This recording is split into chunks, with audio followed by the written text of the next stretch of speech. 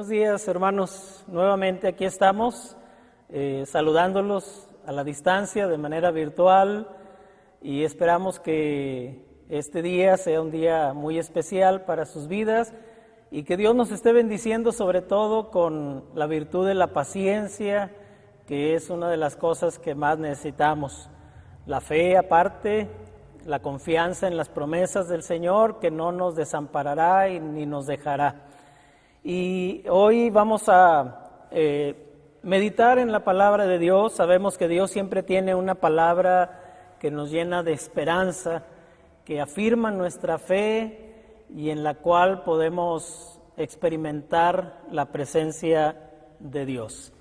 Si ustedes recuerdan, antes de la Semana Santa que acabamos de pasar, estuve compartiendo acerca de un tema en el libro de Apocalipsis que se titula ¿Qué sucede cuando la iglesia ora? Y hablamos de la primera reflexión, hablamos acerca de que cuando la iglesia ora, el cielo escucha. La segunda reflexión, llegamos a la conclusión de que cuando la iglesia ora, el cielo se alegra, se regocija. Hay gozo en el corazón de Dios cuando la iglesia ora. Y hoy vamos a ver la tercera y última parte de esta serie titulada ¿Qué sucede cuando la iglesia ora? Y vamos a llegar a la conclusión de que cuando la iglesia ora, Dios responde. Yo creo que esta tercera reflexión es la más importante de todas, porque es la respuesta de Dios a la oración, a las oraciones de su pueblo, la que nos llena de satisfacción, nos llena de esperanza y nos afirma en la fe, en las promesas de Dios. Y me gustaría leer el texto en el cual hemos estado basando estas reflexiones, que es Apocalipsis capítulo 8, versículos del 1 al 6, que voy a leerlo nuevamente. Dice: Cuando abrió el séptimo sello, se hizo silencio en el cielo como por media hora, y vi a los ángeles que estaban en pie ante Dios, y se les dieron 7 trompetas. Otro ángel vino entonces y se paró ante el altar con un incensario de oro, y se le dio mucho incienso para añadirlo a las oraciones de todos los santos sobre el altar de oro que estaba delante del trono. Y de la mano del ángel subió a la presencia de Dios el humo del incienso con las oraciones de los santos. Versículo 5. Y el ángel tomó el incensario y lo llenó del fuego del altar y lo arrojó a la tierra, y hubo truenos y voces y relámpagos y un terremoto. Y los 7 ángeles que tenían las 7 trompetas se dispusieron a tocarlas. Por principio de cuentas, debemos estar convencidos como iglesia de que Dios desea que oremos por todas las cosas. El apóstol Pablo, en la carta que escribe a los Filipenses, en el capítulo 4, verso 6, dice: Por nada estéis afanosos, sino sean conocidas vuestras peticiones delante de Dios en toda oración y ruego con acción de gracias.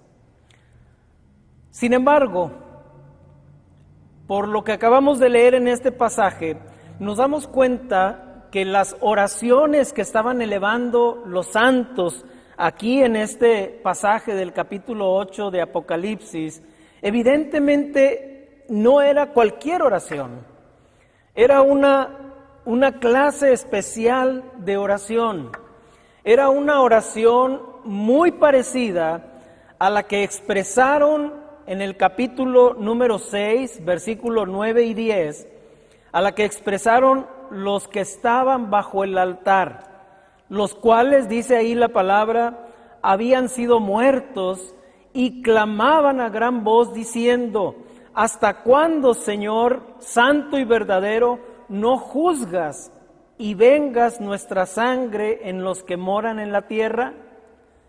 Y llegamos a esta conclusión por lo que sucede en el capítulo 8, después de que las oraciones subieron a la presencia de Dios. Las oraciones simbolizadas por el incienso subieron a la presencia de Dios. ¿Qué sucedió entonces?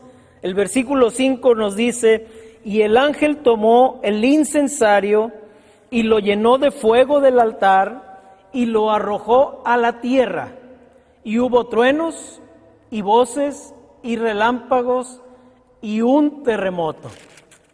Muy bien. Los mártires habían preguntado: ¿hasta cuándo? ¿Hasta cuándo, Señor, no juzgas y vengas nuestra sangre de los que moran en la tierra?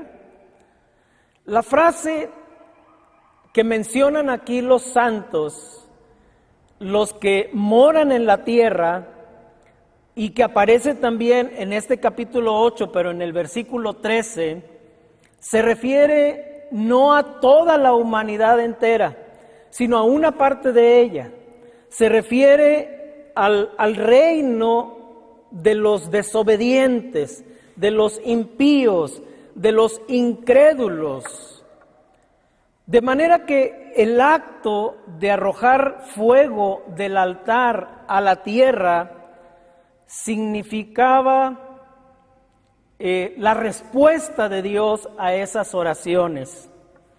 En el Evangelio que escribe Lucas, en el capítulo 18, versículo 7, en ese pasaje titulado La parábola de la viuda y el juez injusto, donde la viuda va con el juez pidiéndole que le haga justicia de su adversario, el Señor Jesucristo termina esta parábola con esta pregunta en el versículo número 7, diciendo: ¿y acaso Dios no hará justicia a sus escogidos que claman a Él día y noche? ¿Se tardará en responderles? Y vemos el paralelismo que existe entre esta parábola y el pasaje que estamos tratando el día de hoy. Ese acto de arrojar fuego del altar a la tierra significa la venganza o la ira de Dios o la justicia de Dios sobre aquellos que se oponían a los cristianos. Recuerde que este libro fue escrito originalmente a la iglesia primitiva, a los cristianos del primer siglo que estaban siendo perseguidos, que estaban siendo objeto de sacrificio, de sufrimiento y de martirio por parte principalmente del Imperio Romano. Cuando aquel fuego tomado del altar hizo impacto en la tierra, dice el versículo 5, hubo truenos y voces y relámpagos y un terremoto. Si nosotros vamos al capítulo 4 de aquí del mismo libro de Apocalipsis, en el versículo 5, podemos observar las mismas cosas que sucedieron. Dice ahí el versículo 5 que hubo relámpagos y truenos y voces, pero lo interesante es que cada uno de ellos salían del trono de Dios. También podemos recordar en el capítulo 19 de Éxodo, cuando el pueblo de Israel ha salido de la esclavitud en Egipto y es llevado por Moisés al monte Horeb o monte Sinaí, que ahí en ese monte, cuando Dios empieza a hablar con el pueblo, vemos las mismas expresiones. Dice la palabra que hubo relámpagos y que hubo truenos y que hubo sonido muy fuerte de trompeta o de bocina y que el monte temblaba ante todo este acontecimiento. Un terremoto es símbolo de la conmoción de lo que la gente considera firme, de lo que la gente considera inconmovible. Hoy, el día de hoy, vemos que Dios está literalmente sacudiendo a la humanidad. La está sacudiendo a través de esta contingencia sanitaria por la cual estamos viviendo a nivel mundial, pero también podemos darnos cuenta que Dios está sacudiendo los cimientos en los cuales hemos confiado por siglos. Podemos hablar de liderazgo y el poder político o el poder militar. Podemos hablar del cimiento de la economía. Podemos hablar del ámbito de lo laboral o de lo empresarial. Podemos hablar de la familia, que es un cimiento, uno de los cimientos principales de la sociedad. La educación, que prácticamente ha entrado en un lapso donde se ha detenido. El deporte, las artes e incluso la religión. Y usted puede pensar en cualquier otro cimiento que Dios está simbrando en la actualidad. Cosas en las cuales como humanidad siempre hemos confiado, pero que Dios el día de hoy está demostrándonos que ninguno de esos cimientos son realmente firmes. Eso significa ese terremoto que aparece aquí en la Escritura. Dios simbrando esos cimientos en los cuales la humanidad confía, con el propósito de que volteemos a mirar el único cimiento inconmovible por toda la eternidad, que es Dios, su mensaje, su palabra. Aunque también el terremoto puede ser una expresión de la ira de Dios contra la humanidad pecadora, como vimos que sucedió, y lo acabamos de tocar, lo acabamos de mencionar ahora en Semana Santa, que fue una de las expresiones cuando el Señor Jesucristo murió en la cruz. Entre otras cosas, dice la palabra que la tierra tembló en el momento que Jesús expiró, como una expresión de la ira de Dios sobre esta humanidad que estaba crucificando a su unigénito. Por lo tanto, en los versículos 5 y 6, a través de esta visión que tiene el apóstol Juan, el apóstol está transmitiendo a la iglesia un mensaje del cual tenían una apremiante necesidad de escuchar los cristianos primitivos, los cristianos del primer siglo, y que ellos seguramente al leerlo experimentarían confianza en Dios. La pregunta que quizás se hacían los cristianos de aquel tiempo sería la siguiente: ¿cómo podremos hacerle frente al inmenso poderío del Imperio Romano? Apocalipsis, capítulo 8, principalmente el versículo 5, nos da la respuesta: orando. Orando, esa es la respuesta de Dios. El poder de Dios contra cualquier situación adversa que viva la iglesia, en cualquier tiempo, en cualquier era, en cualquier circunstancia, la respuesta de Dios es orando. A esto podemos en el Espíritu, escuchar quizá un amén del apóstol Pablo cuando nos recuerda las palabras que dejó escritas a los Corintios en la segunda carta, en el capítulo 10, verso 4, donde dice el apóstol: porque las armas de nuestra milicia no son carnales, sino poderosas en Dios para la destrucción de fortalezas.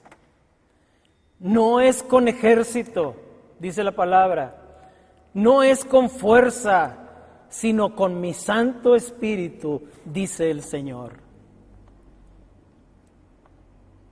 Un ministro de nombre Thomas Torrance, que vivió en el siglo pasado, en el siglo XX, ministro y teólogo escocés, él escribió unas palabras que nos deberían hacer reflexionar, sobre todo en estos tiempos.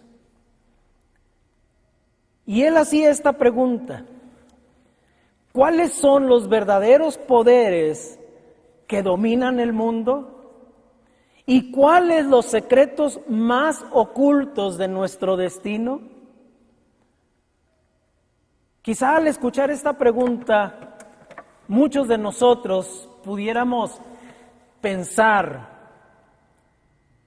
cuando escuchamos la palabra poderes que dominan este mundo, pudiéramos pensar, sobre todo ahorita que se especula acerca de teorías conspiratorias, del enorme poder económico y político que se maneja tras bambalinas, y de la manipulación de las emociones, como el pánico a nivel mundial, del cual podemos observar en muchas partes, y quizá algunos otros poderes que pudiéramos pensar. ¿Cómo podemos luchar contra ellos? Ahí es donde podemos retomar las palabras de este teólogo al darnos esa asombrosa respuesta cuando él pregunta: ¿cuáles son los verdaderos poderes que dominan el mundo? Él responde: la oración de los santos y la respuesta de Dios a las oraciones. La oración, las oraciones de la iglesia y el fuego de Dios. Esos son los más grandes poderes en los cuales usted y yo debemos poner nuestra mirada, nuestra confianza, no en los poderes de este mundo que tarde o temprano van a ser derribados, sino en el poder, en el único poder que prevalece por la eternidad, que es la oración de la iglesia y la respuesta de Dios a esa oración. Este hombre, este ministro evangélico, Thomas Torrance, continúa diciendo en su escrito: estos poderes más potentes y más grandes que los oscuros y gigantescos poderes que actúan desenfrenadamente en el mundo, más poderosos que todo lo demás, es el poder de la oración que arde por el fuego de Dios y es arrojado a la tierra. Las oraciones de los santos y el fuego de Dios son los que trazan el curso a la totalidad del mundo. Son el potente, perturbador, revolucionario y aterrorizante poder que el mundo conoce. Y termina con estas palabras: quisiera Dios que nosotros, la iglesia, el pueblo de Dios, realmente entendiéramos de esa manera el poder que tenemos en nuestras manos, que es la oración. Lo más interesante es que estas palabras las dejó escritas este hombre en el año 1959. Él no conoció la situación por la que estamos pasando, pero el poder de la oración sigue siendo el mismo ayer, hoy y siempre lo será. La Biblia enseña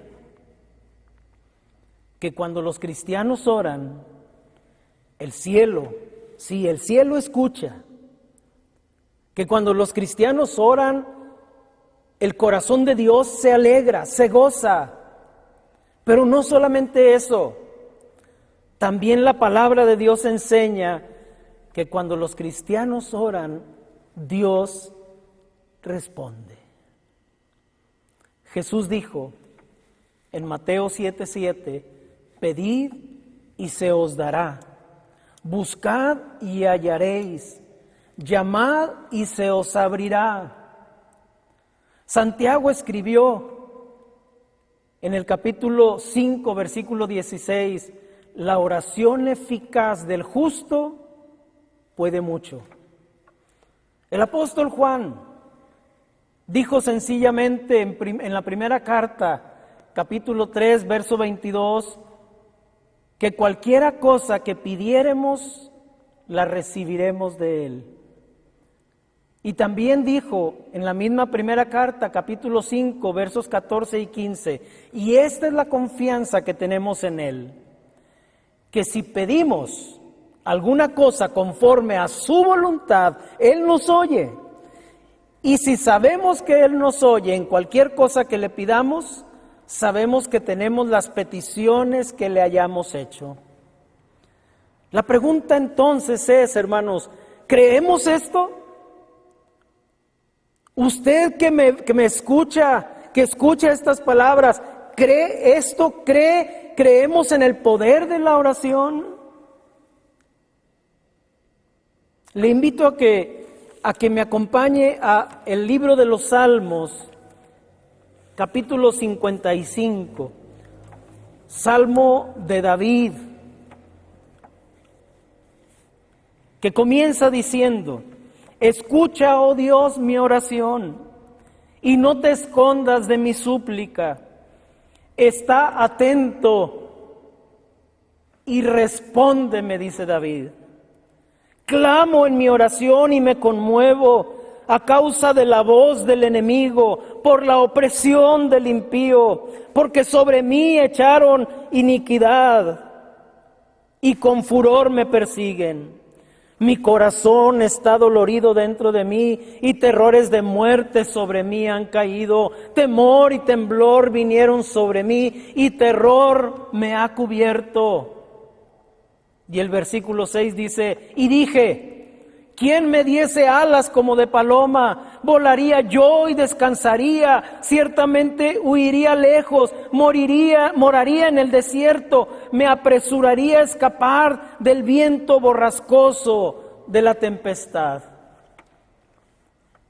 Obviamente no tenemos alas, no podemos volar, no podemos huir de esta situación. Pero yo le pregunto, ¿se ha sentido alguna vez como se sintió David en este salmo? ¿Se ha sentido alguna vez completamente abrumado por la vida, por las circunstancias, por las situaciones adversas? ¿Se ha sentido abrumado por los problemas, por la desilusión, por la crisis económica, por la enfermedad, por las noticias que escuchamos, por la muerte, por cómo va extendiéndose por el mundo o ha ido extendiéndose por el mundo esta pandemia? Y nos llenamos de temor, nos llenamos de terror y quisiéramos volar fuera de esta situación, pero no es posible. Pues ahora preste atención a la manera como David expresó su fe con las palabras que nos deja escritas para consuelo nuestro en el versículo 16 y 17. En cuanto a mí, dice David, a Dios clamaré y Jehová me salvará. Tarde y mañana y a mediodía oraré y clamaré. Y lo más importante, Él oirá mi voz. ¿A qué conclusión llegó finalmente David en este salmo? Si me acompaña al versículo 22, lo sabremos. Dice David, echa sobre Jehová tu carga y Él te sustentará.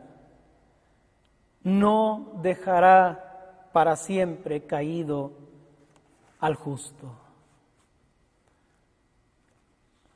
Mis hermanos, y todo aquel que escucha esta reflexión, David entendió las verdades fundamentales de este pasaje en el cual estamos reflexionando. Que cuando el pueblo de Dios ora, el cielo escucha, el cielo se alegra, pero también responde. No hay duda de ello. Tenga la confianza de que Dios responderá a su oración. No importa cuál sea el poder que le agobie.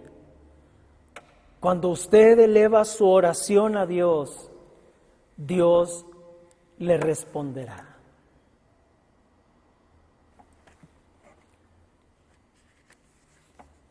Y termino con esta anécdota. Una vez competían unos niños para ver cuál de ellos podía saltar más lejos. Obviamente uno de ellos ganó y se le otorgó un premio por haber ganado. Pero más tarde, ese mismo día, el niño volvió a donde estaba el grupo reunido y traía consigo el premio obtenido, tratando de devolverlo.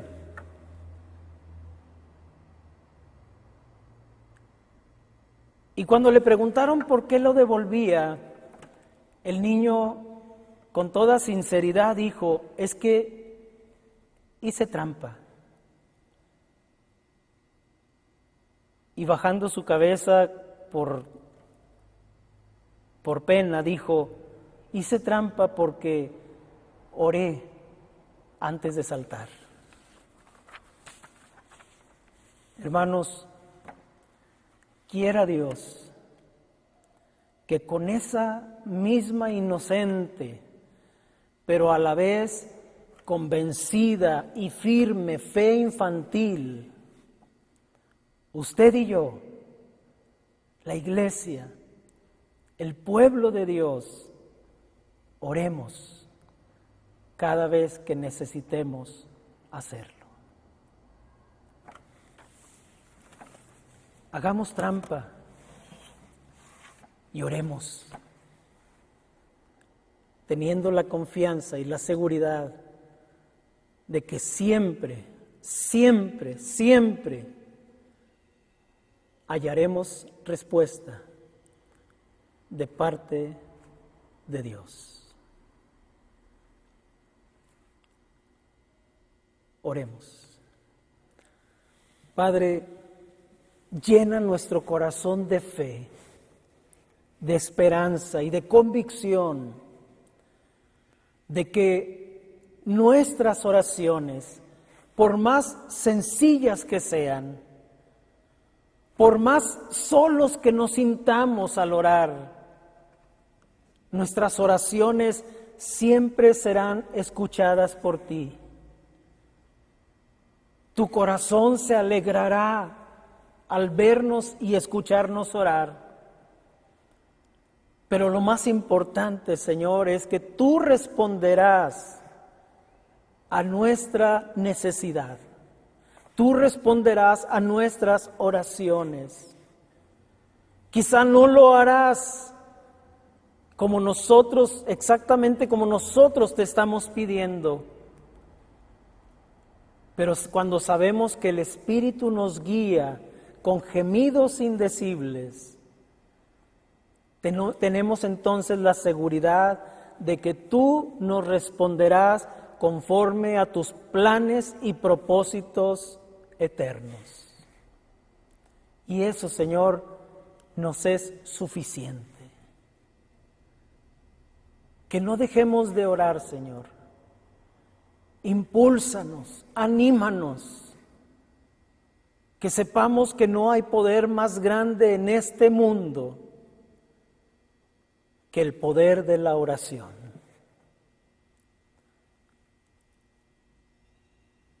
Bendice a tu pueblo, Señor, y síguelo bendiciendo.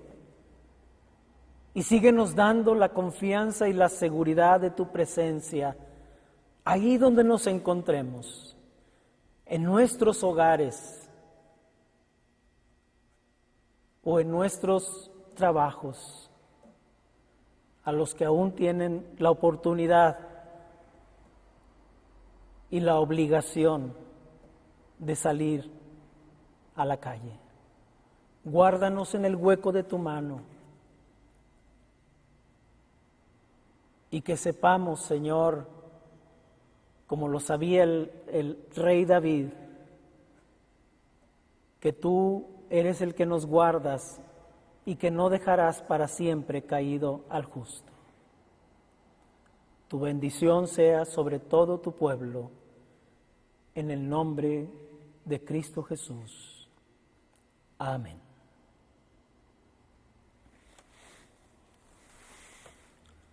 Hermanos, que Dios les siga bendiciendo, que sigamos teniendo confianza en Dios, que sigamos orando por nuestras autoridades y por todos aquellos que toman esas decisiones tan importantes que nos afectan a todos como sociedad. Oremos, que Dios nos responderá. Dios bendiga sus vidas. Amén.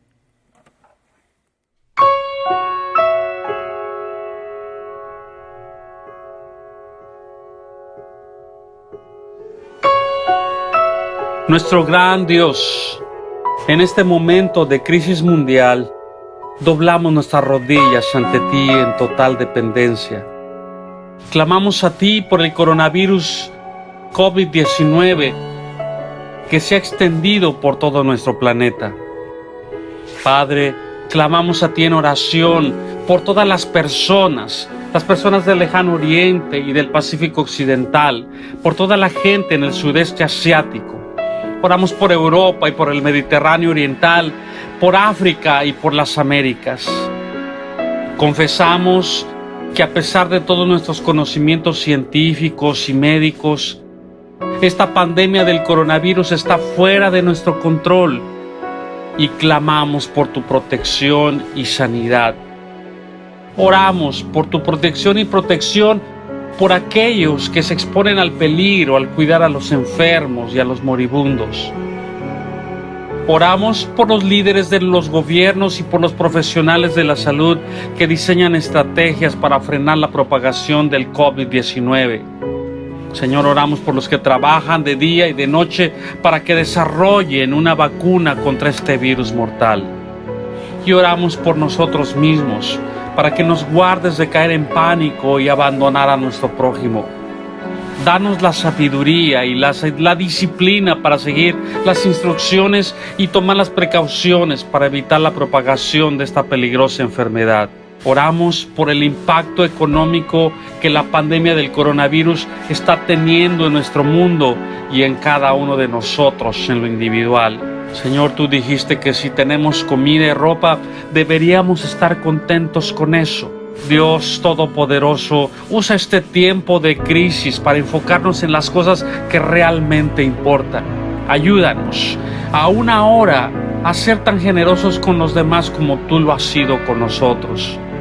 Padre, pero aún en medio de esta pandemia, el profundo grito de nuestro corazón al humillarnos ante ti es por la condición espiritual perdida de la gran mayoría de las más de 7,000 millones de personas en este planeta. Los que oramos a ti ahora, Señor, somos simplemente pecadores que han sido salvados por tu gracia y anhelamos que millones de otros tengan la misma experiencia de un cambio de vida.